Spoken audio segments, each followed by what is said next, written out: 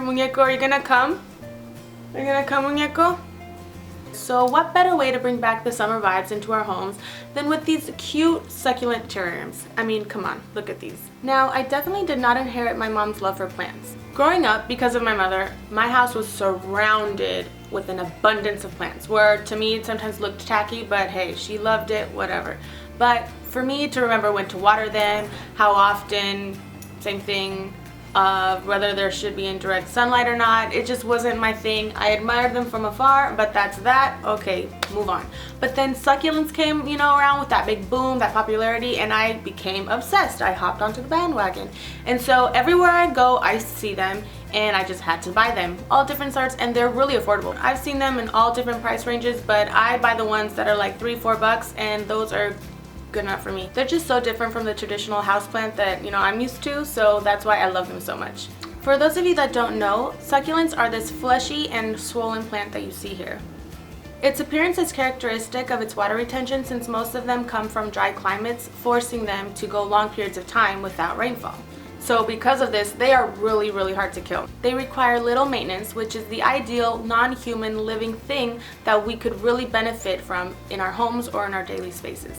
You know, just knowing that there's something living wherever you're at, it just gives that warmth and that positive vibe going on. So I just think it's really cool not to just have some bland plastic thing on your desk to make it look pretty. These plants, they require exactly what you do: water, oxygen. This is the ideal gift of the season for me, for sure. And these are really special because they're a little home, a little terrarium. So you can actually not just put the plant inside, but not just put the plant inside, but add a little touch, give it a little, put a little ornament inside, little animal, whatever the person that you're giving it to likes, just personalize it, and it's really fun. So it's just creating a little, like a little aquarium, but without water.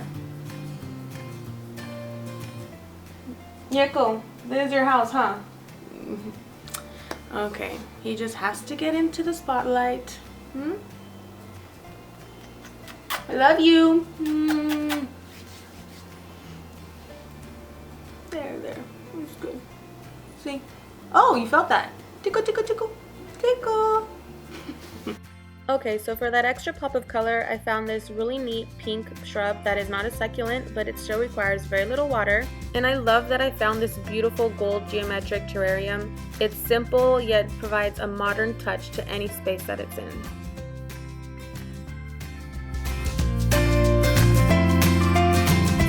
Things left: your soil, rocks, and pebbles.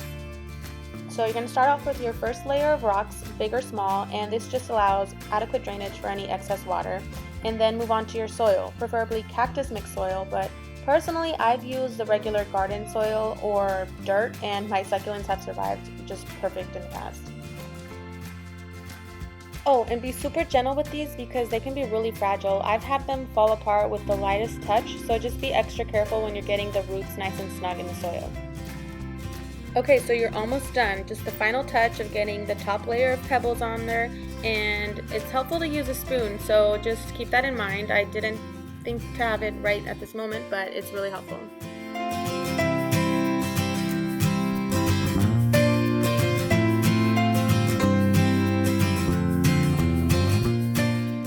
Now this one's to show a smaller version where I wanted to just showcase one little succulent, which I think is just perfect for a desk or a small space to give it some life.